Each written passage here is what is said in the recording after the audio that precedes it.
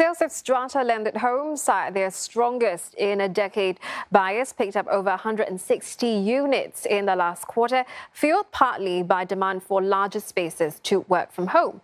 Natasha Razak reports. Most of these 50-odd units at Hougang couldn't find a buyer for months before the pandemic. But almost half have been sold since the circuit breaker last year. They were mostly snapped up by buyers looking to upsize their homes, like this family. Both my wife and myself spend most of our time working at home. And due to the pandemic, both my children also need to study from home. And my family needs a bigger space to meet our requirements. Mr. Lee's paying about $3 million for this semi-detached unit, which is 4 times the size of his previous condo. The homes that you see here are commonly known as cluster housing.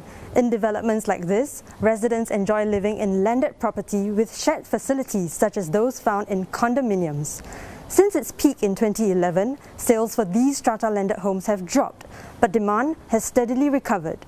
More than 160 such units were sold in the past 3 months. The last time quarterly sales were around this level was back in 2012. Prices have also risen by over 7% from the second quarter last year. That's the steepest jump in the private residential property market. But analysts we spoke with say strata landed homes are still generally more accessible for those looking to upgrade.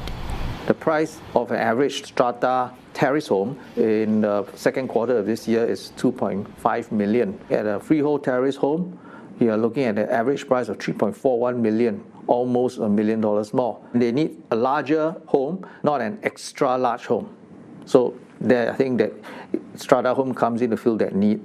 Another expert says the rise in transactions is also partly due to an injection of supply over the past 2 years, following an en bloc boom in 2017 and 2018.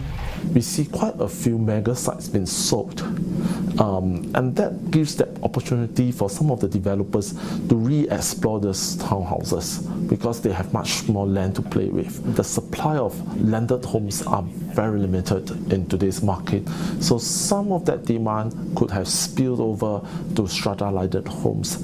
About 5,000 strata landed properties are owned currently, according to property tax records.